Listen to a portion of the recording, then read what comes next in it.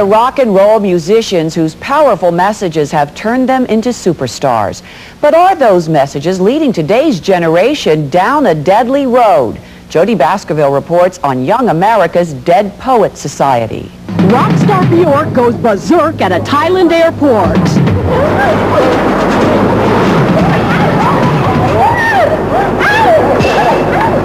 Rocker Courtney Love loses her grip. Not word. So good. So bogus. Something scary is happening to the musical voices of today's generation. Why?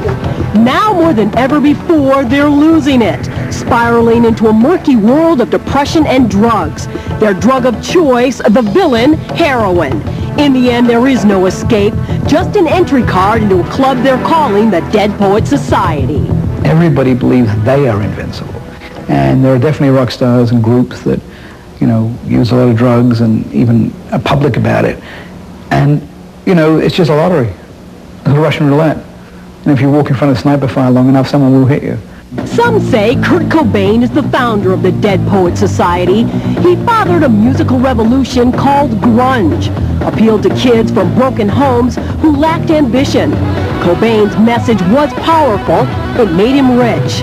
But the lead singer of the band Nirvana had one problem. He was a slave to a not-so-silent killer. Cobain's aunt relives the pain. The heroin made him so impulsive. I think without the heroin, he might not have had to kill himself that night. When the drug wears off, the pain is there again. So it's like you can't stop. It just goes on and on. Cobain's widow is Courtney Love of the band Hole. She's a chart topper, too. Love reportedly admits using heroin. Her bizarre public behavior is legendary. Hey, Courtney, if you were offered a lot of money to fight Tyson, would you? We're right behind you. Oh, come on. It's easy to dismiss these musicians as misguided 20-somethings. The frightening reality, these tortured poets are the role models of today's teens. Seattle rocker Courtney Love is suddenly off the hook for assault. Tonight, a judge in Florida threw out the charges against Love even before her defense presented its side of the case in the trial that started last week. The judge said she heard no basis for criminal charges in the testimony of one alleged victim, Bobby Lucas. He claims Love punched him and 3 other men at a concert in Orlando. Each person was hit between 3 and 5 times. The first person was hit 5 times. And each of the other 2 before me were hit 3 to 4 times, and I was hit 3 times. But after listening to all his testimony, the judge said the men were not exposed to any more violence than they could expect at any alternative rock concert.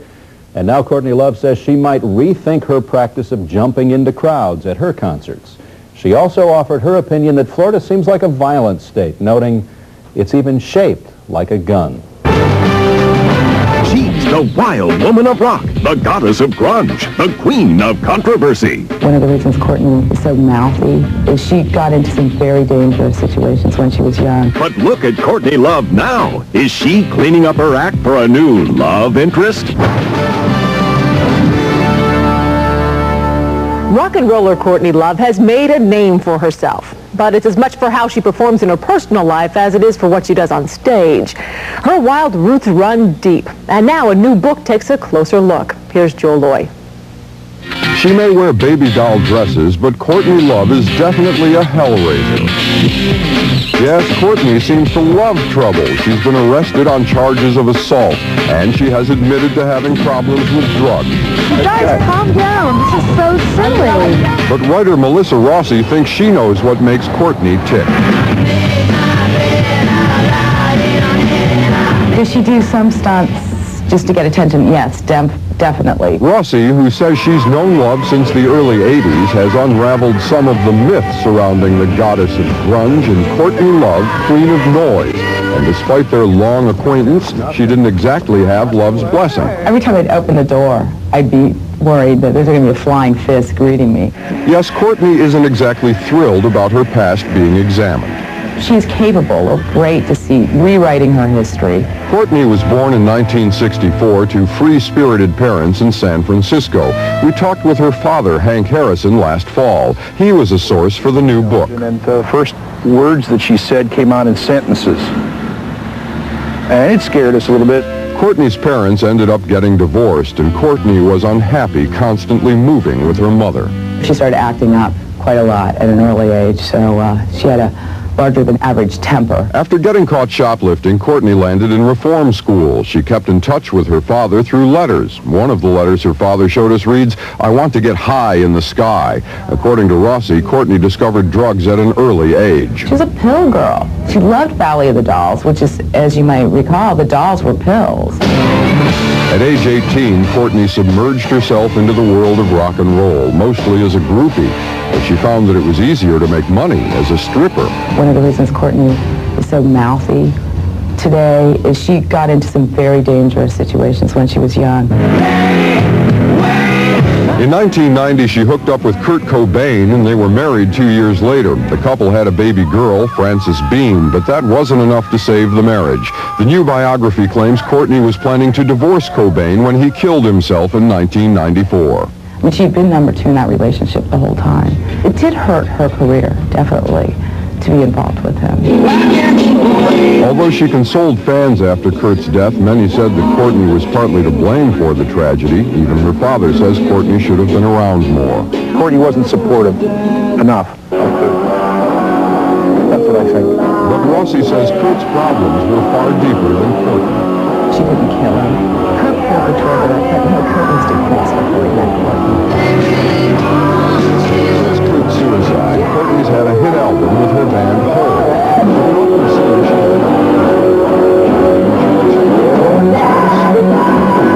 For punching another female singer in the face.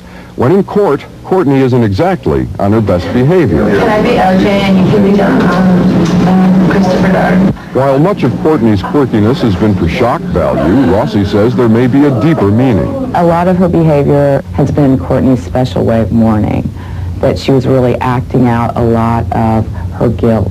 But now it looks like Courtney may be cleaning up her act. She's completing her first starring role in a movie called The People vs. Larry Flint, and she has even become a brunette. According to Rossi, one of the reasons that Courtney is changing is because she's dating her co-star Edward Norton, who can be seen opposite Richard Gere in Primal Fear. He's a Yalie, comes from a good family, very clean, does not like drugs.